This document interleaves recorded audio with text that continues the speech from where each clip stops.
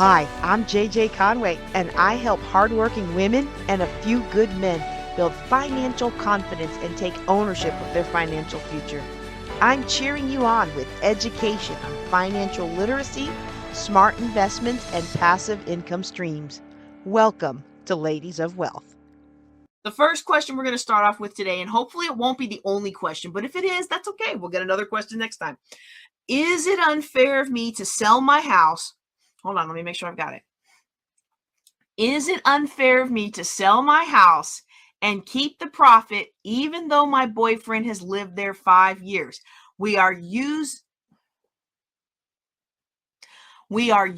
my VA loan to buy the next house. Okay, he's paying rent. He's paying about a third of the cost of the mortgage. He's paying rent. Okay, all right. And they are about to buy the next house with her VA. Oh, no. Okay, now I'm going to tell you right now, if this was the other way around, if this was a guy calling in and being like, my girlfriend is pressuring me to give her half the equity of the house and put me on the deed to the next house, even though she's not bringing anything to the table. Now we would all be like, don't do that. She's just after your money, right? Like we would all be like that. But for some reason, when it's the other way around, we find that, man, this goes right along with the interview that I released last week. Okay. I find an interesting observance. I find it that I can't even say what I want to say, y'all. I can't even get my words out. Okay. Let me back that back. Okay. Let's try that again. I find it interesting that usually when it is a man who owns the property, they owned it before girlfriend moved in. Now they're going to buy another house. Girlfriend is not working. She wants to be on the deed. Whenever you hear a situation like this, everybody's in an outcry about, oh, she's just a gold digger. She just wants you for your money. Yet I don't usually hear it the other way around when it's the woman who's doing the buying. But in this sense, this resonates deeply with me because it reminds me of several client pairs that I had come to me who the woman was ensnared by a narcissist. I'm not saying that she is ensnared by a narcissist, okay? But I do find it interesting. Now, there's a lot of details I'm not sharing on the question because I don't want to risk giving away too many personal details, okay? Because when you hear VA, you already know this person is either active duty or they are a veteran, okay? And the more details I give, the more likely it is somebody can narrow down who I'm talking to. You know, the military is big, but it's not that big, all right? But it does appear to me that this man is using her. And I really find it strange that they are going to be buying her next house, they're buying it together. Okay, wait a second. They're buying it together. Okay. I find it strange. They're going to buy their next house together on her VA, even though he's supposed to be well off. Okay. So if you'll remember my interview previously with HG Tudor about why high-powered women become ensnared by narcissists. If you haven't seen it, go out to JJ Knows the Way on YouTube. You can go out to ladiesofwealth.com for the podcast version. This has all the hallmarks of that kind of a situation because she's had this house for 10 years. He's lived there for 5 years, and now they're getting ready to move. He's paid a portion of the rent, but not half of it, not even most of it, a portion of the mortgage. I'm sorry. He's paid a portion of the mortgage, but not even half of it. And he feels entitled to the equity on the house. Now, I don't know what kind of relationship they have, but in my mind, if you're getting $100,000 of equity and a property you've been in for 10 years and they live in a fairly high cost of living area, okay, that's not a whole lot of equity. That's barely what you should be putting down on the next house. Secondly, why would somebody feel entitled to your money when they aren't paying most of that loan? You know what I'm saying? Like, he's not even if you really just, oh, I love him. Oh, brother. Oh, I love him. And he loves me. And he's good to me. You know what? If he was really good to you, he wouldn't be like, give me half that money. Because that wouldn't be his money or her money. It'd be their money. I said what I said.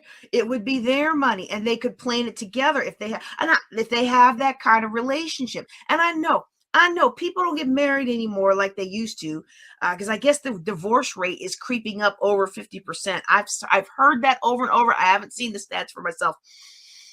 But one of the things that's frustrating when I see something like this is like, okay, well, why are you even buying a property with somebody you're not married to? What happens if he gets a wild hair and decides to go off and find other ladies? You got no legal recourse. You're stuck with him on that house. And don't let him not be paying any of the mortgage, because you're legally responsible for all of it. Even if he's on there, you're both legally responsible for all of it. So I'm not liking a whole lot of this at all. And now it could be that they want to do the common law thing. They don't want to get married. I'm not a big fan of that, to be honest with you. And it's not me just putting my old-fashioned religious values on you. I mean, I do have a religious opinion about it, but it's also from a financial perspective, it's not the smartest way to go.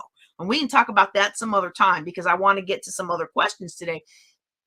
But maybe you are in those situations where you've got shared finances and you guys have been working together. But what's written here, what's written in this entry, does not sound like they have got shared expenses. In fact, it sounds like she's carrying the heavy load, even though he's making a lot of future promises about what he will do or what he won't do. In fact, my recommendation, if this person was to come on and be a client of mine, they're not married, so I don't need to talk to him unless she just wants to.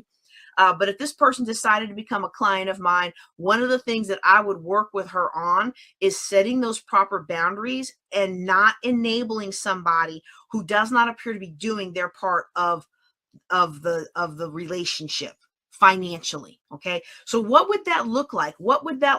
Okay, that would look like taking stock of her dreams and her goals and where she wants to go, and then charting a path to get her there in vehicles that are not connected to him.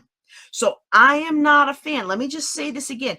I am not a fan of women investing. I'm not a fan of men doing it either, but I find that more women do this than men. Okay, I am not a fan of women investing their funds in things that are shared with a man who is not doing his part, instead of building her own.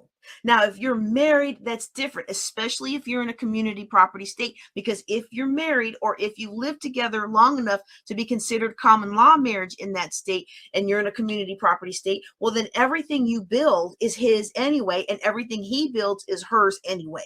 Okay, but that's not all the states. There's plenty of states out there that what's his is his and what's hers is hers, and only if they're both on it are they both obligated to those debts, and they're both allowed to be co-owners and receive the profits from. Okay, so what does this look like in real life? This looks like, okay, where do you want to be when you retire? Okay, what kind of investments can you put together? Are you in a state where you can buy property I mean, he's not even a spouse, so I wouldn't even put him on. Can she buy property? Can she invest in the stock market? Can she do these things? You know what I wouldn't invest in? I wouldn't invest, and I'm using air quotes for those of you listening on the Ladies of Wealth podcast, because I don't consider this an investment when you're not married. I wouldn't, quote unquote, invest in paying down his debt. I wouldn't invest, quote unquote, in paying down his truck.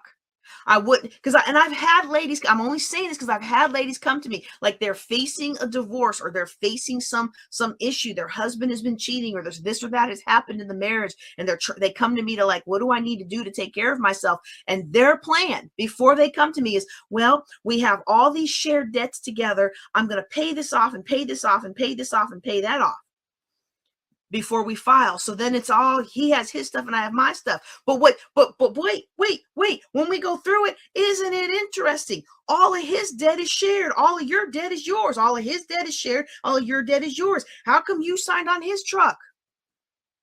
I mean, it's 2025, so I guess I can't say be a man and pay for your own truck. You know, I mean, If my husband had asked me to take a loan, to help him take a loan for his truck, oh no. First of all, I don't believe in loans for vehicles, but so that's really a bad example. But seriously though, and it's because of this giving heart. And men are following that too. If y'all ever read my book, my dating book, 40 Dates in 4 Months, there was a guy in there that was such a sweet guy. And I just knew I'm a nice person. I like to think I might be critical about some things and I might be very direct about some things, but at my core, I'm a nice person. I just want you to succeed. And I want all of us to have a good time together and all of us to make it to heaven together. And I could even tell that I would take advantage of this guy because he's like, well, I could buy you a car. I could do this. I could do that. He's like, you're the first normal person I've met, the first normal woman I've met through this dating website. And I was like, oh no, I love how all that sounds because I've never had anybody in my life dote on me like that.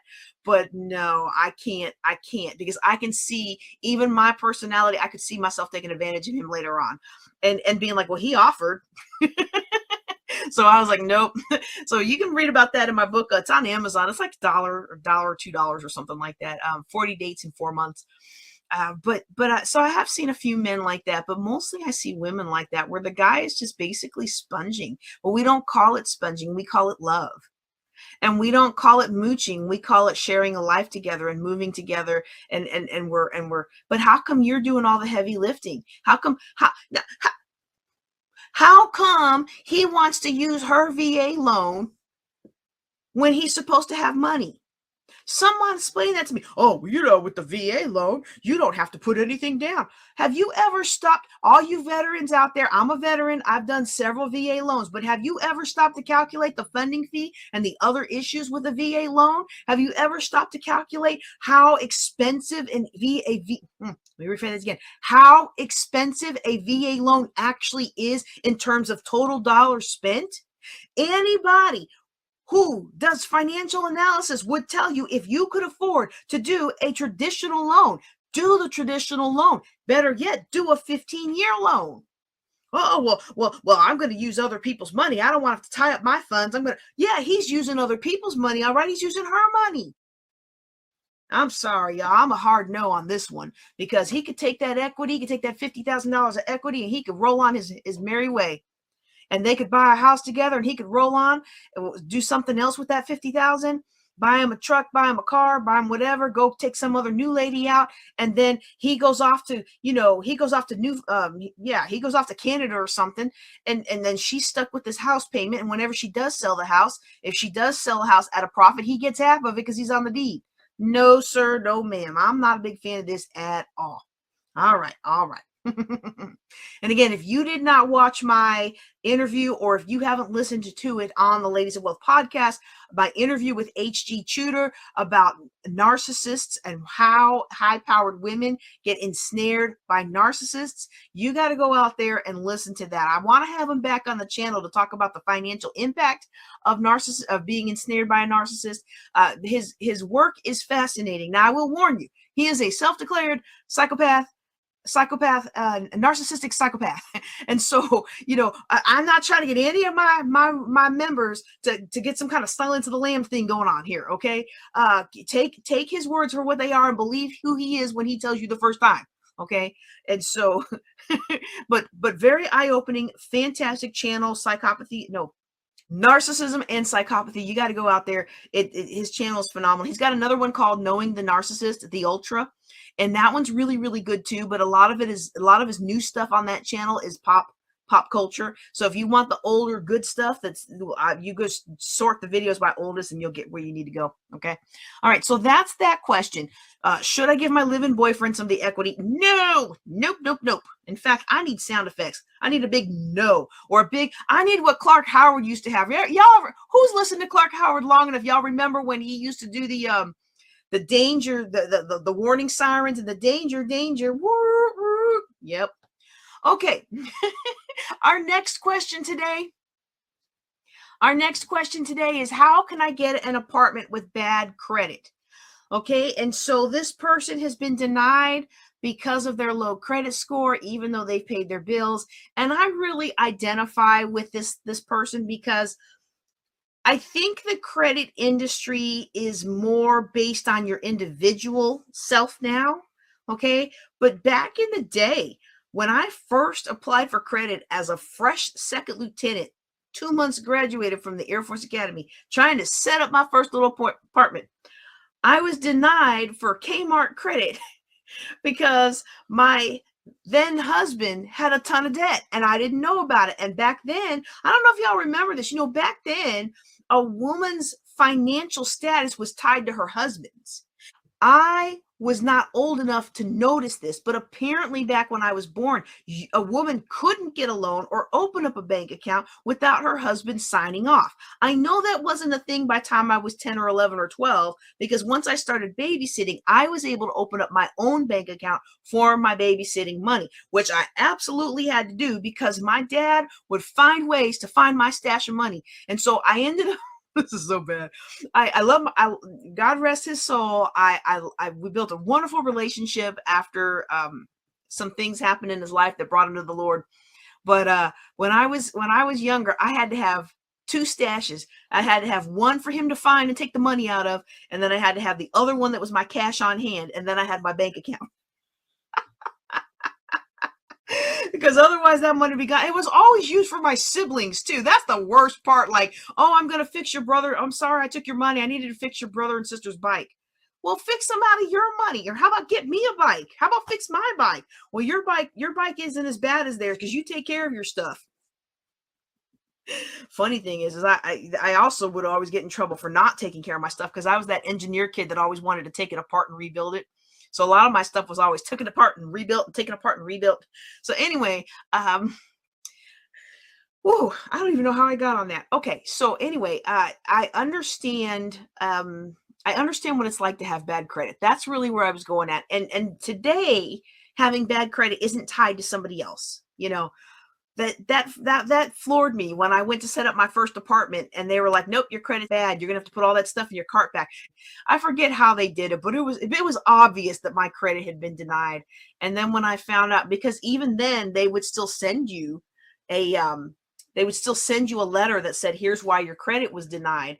And I don't think it was a credit score or anything, because I don't think I learned about credit scores till a lot later, but it was because of my ex-husband, the debt that he had. So anyhow, today that shouldn't be as much of an issue, but I understand from many times over how hard it is to rebuild your life when you've got bad credit. And I remember for a while, me and my ex-husband were on different loans together, and it took a long time to extricate each other from those loans. And we still have one together that the property has never gone back up to the worth that it had when the market crashed. But I just remember what that was like. And I remember what it's like to have somebody that's not paying their bills, and you have two choices. You could either pay their bills for them and keep your credit good, or you could let them suffer the consequences of not paying their bills for them, but then you aren't taking care of your credit either. And you can send a letter to the credit agency and explain that this is their responsibility and they're supposed to do this and here's the documentation, but that doesn't mean that they're going to take that letter into account. Okay.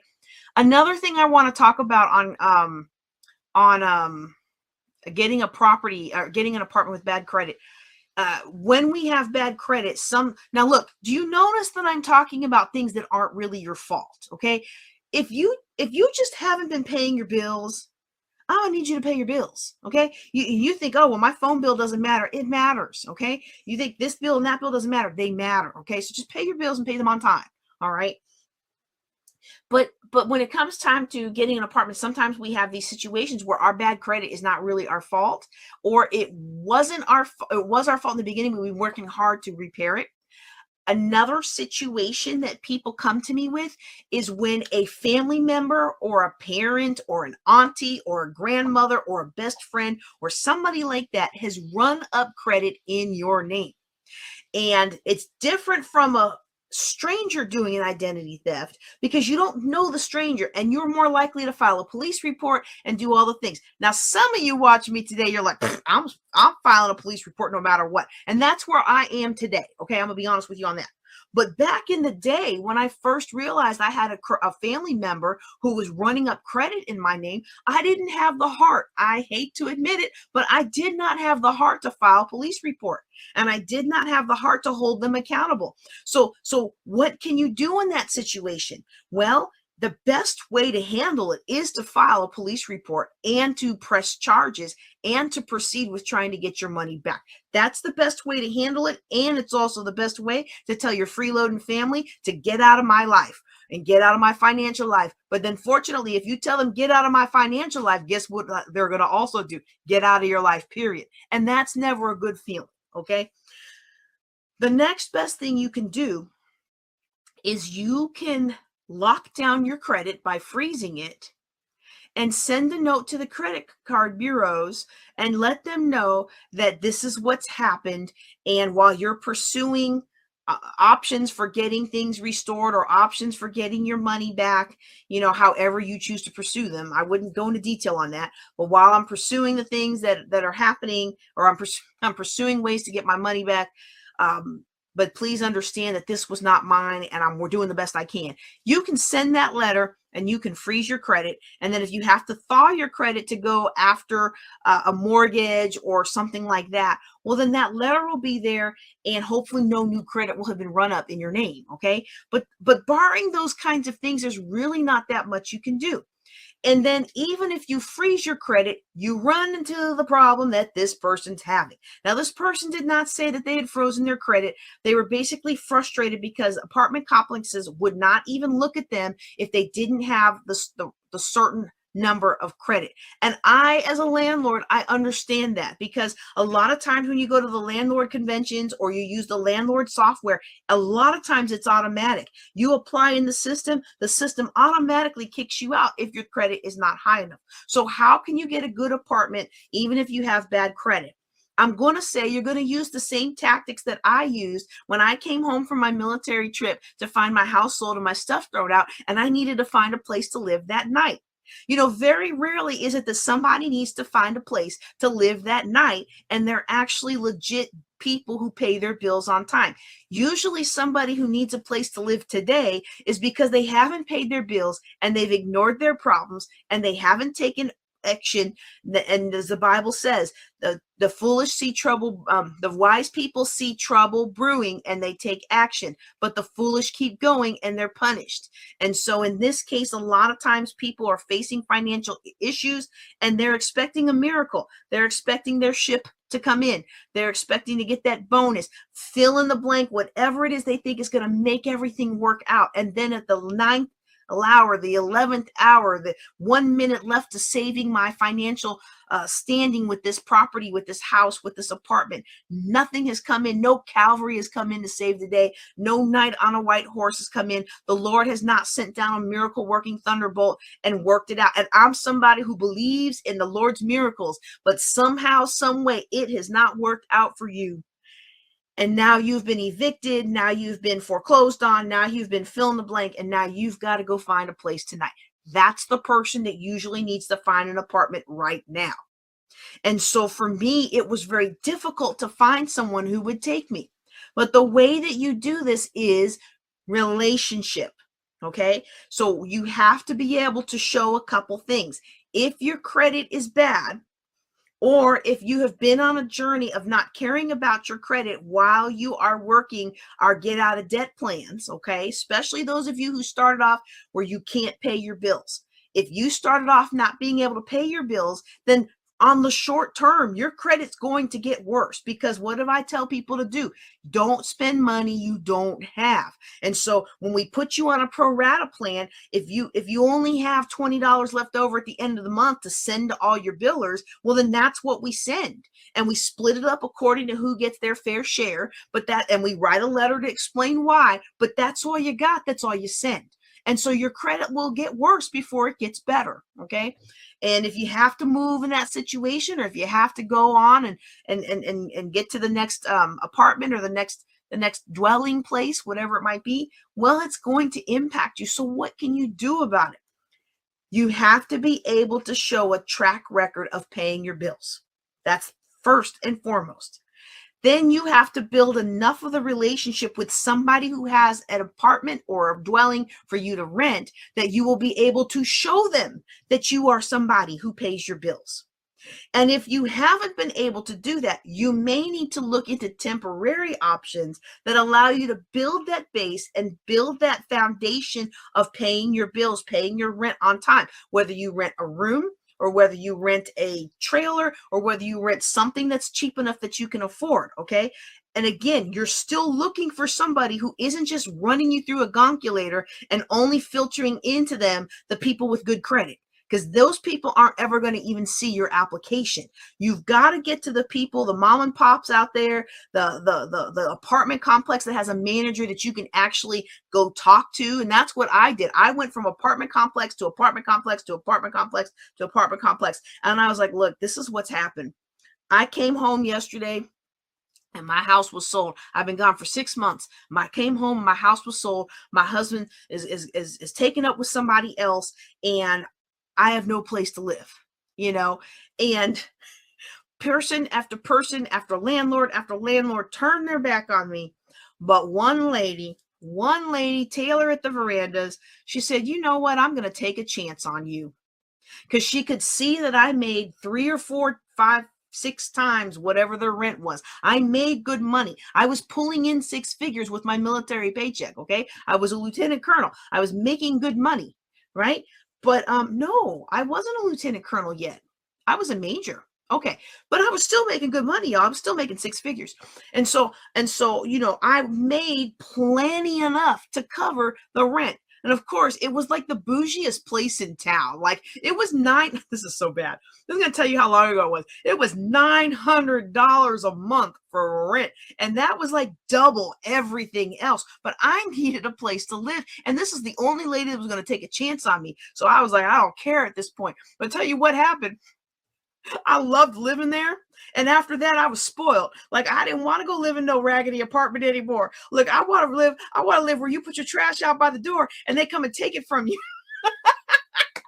Y'all, it was gated. And me and my little one, my big boy was 3 then. We could go walking around the duck pond and we didn't have to worry about nothing. They had immaculate facilities, an immaculate clubhouse, an immaculate pool. I mean, and I had a little tiny garage that I paid $50 extra a month for. And I couldn't get it right away, but I eventually added it on. They had a car wash. They had all the things, and it just ruined me. Like I love living in our own house now. And if y'all ever come to see my house here in Stephenville, you're gonna be like, "Wow, that's where you live." It's such a small house, but it's a sturdy house. It's stood the test of time, and it's paid for. So we'll take it, right? But if I have to go back to apartment living, you better believe I am not going to be living in some shack, where I have to walk 2 miles to throw my trash in the dumpster.